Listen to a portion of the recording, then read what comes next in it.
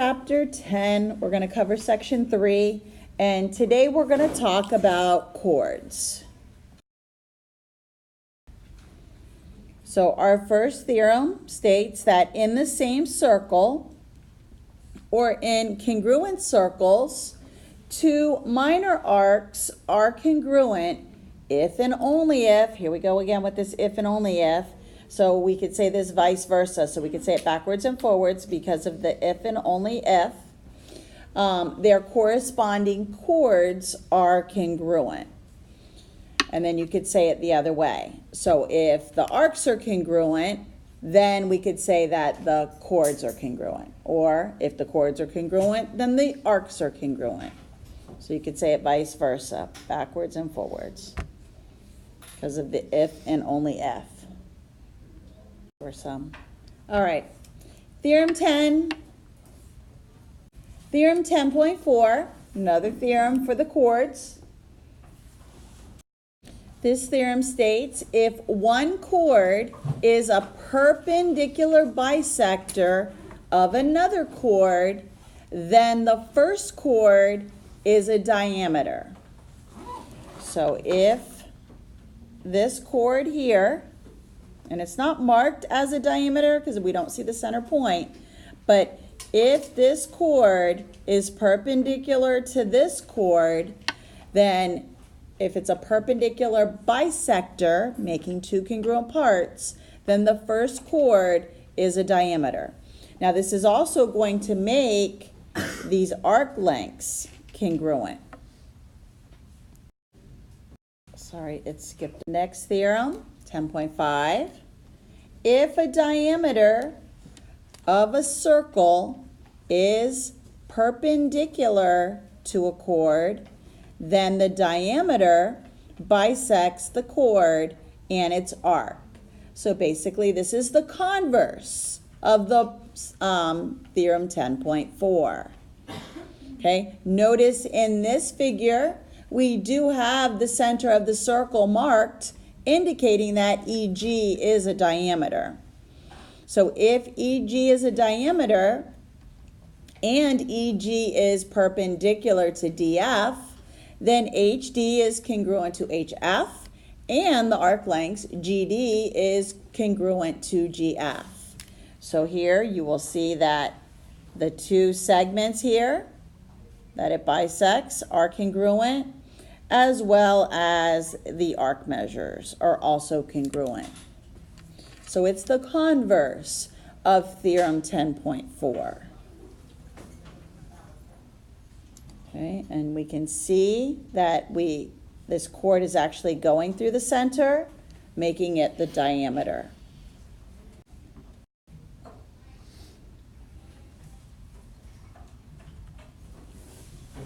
Theorem 10.6.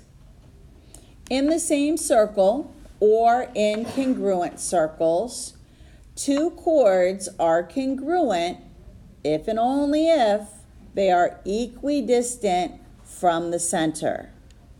So here we can see that chord AB is congruent to chord CD if and only if EF is equal to EG. So if they are equidistant from the center. We could also say this backwards because of the if and only if. We could also state that if CD is congruent to AB, then GE is congruent to EF. So we could also start out by saying that the chords are congruent, then those segments that are the segments that join the center to the chords are congruent. And again, it's got the if and only if. That's why you can say it the same as backwards and forwards. Okay, so next we're going to apply them, and we're going to find the values of X and Y. Okay, so right here, let's look at the circle for part A. Notice here that this segment is a chord. this segment, even though it doesn't look like it's going through the center, this is our diameter. And then I also can see that I have a radius here, and I also have a radius here. So just identifying these different parts. So I also have a perpendicular bisector here because when you have a chord when you have a chord and a diameter and they intersect, it forms a perpendicular bisector. So this segment is going to be congruent to this segment. With a pencil. So this is congruent to this. I also know that this is a radius. So I know that X and Y, whenever I figure it out, they're going to be congruent. I also know I have a radius over here from this point to this point. Maybe I should do this in yellow. So I've got a radius length here. So this would also tell me that this radius here is also 13.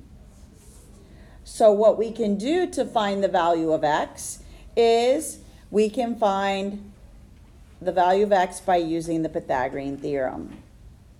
So I'm going to do X squared plus 5 squared equals 13 squared. Now, if you realize that this was a Pythagorean triple, which it is, you don't have to do this. However, we can still do it.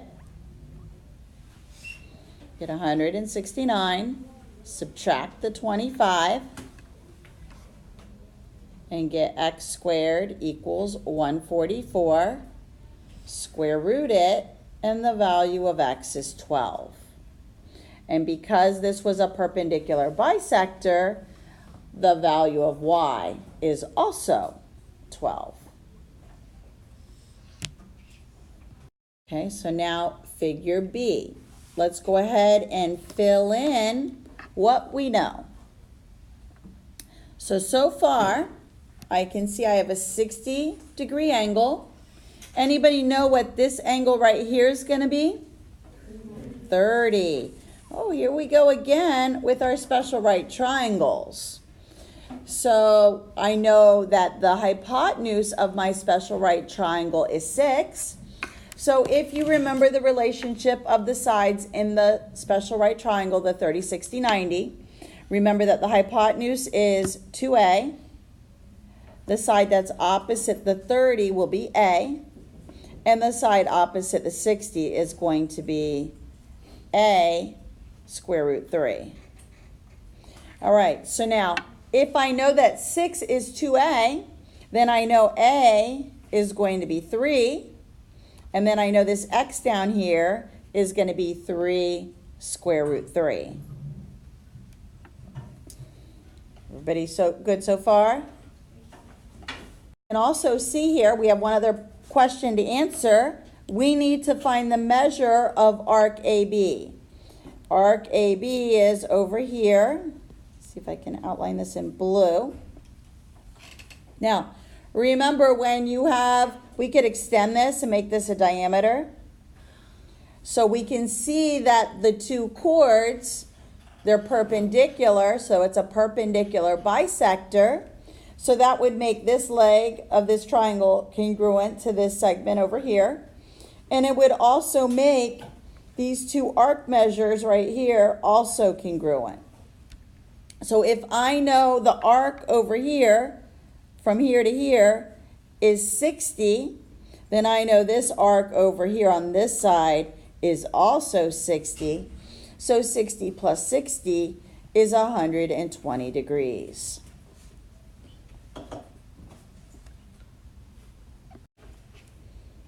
Figure C. Here are these congruent segments. Okay, so for here, we can see that we know that these are perpendicular bisectors. So this side is congruent to this, and this would be congruent to this. And we also know that these chords are congruent because of the theorem we learned that if the segment from the center to the chords are equal, then we know that the chords are going to be congruent. So just based on the perpendicular bisector here, I can see that X is going to be 8, and that y, the length of this entire chord, is equal to this entire chord. So I could do 8 plus 8, and y equals 16. As soon as you see these congruent marks here, you know that the distance from the center to the two chords, if that is congruent, that makes the chords congruent. Here's another example. It wants us to find the measure of arc CD in the diagram. What do we know about arc CD and DE? Good. They're equal to each other because of this perpendicular bisector. Okay, when the two chords meet or intersect and they form perpendicular bisector, then we know that the two arcs and the two segments are congruent. So in order to find out the measure of CD, I'm going to set both of the arc measures equal to each other. So the 9x is equal to 80 minus x. I'm going to move the x over to the 9, and I get 10x equals 80. Divide by 10, and I get x equals 8. Now it did not ask me to find the value of x, it asked me to find the measure of the arc. So now I will take that 8, plug it in. 9 times 8 is 72. So the measure of arc CD is 72 degrees. What if, yes? Yes. What if it asked to find the measure of arc BC? How could we find that? Bella? Subtract it from 180. Good. You'll find the measure. Beautiful. Okay, that would give us the measure of either BC or BE.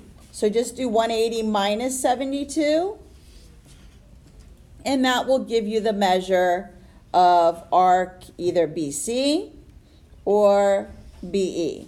We know that DE or ED is going to be the same at 72 as the first one we calculated. Next slide, example 3. Okay, in the diagram of circle C, we could see that QR is equal to ST, which is equal to 16. It wants us to find the measure of CU. What do we know about CU and CV? They're equal, okay?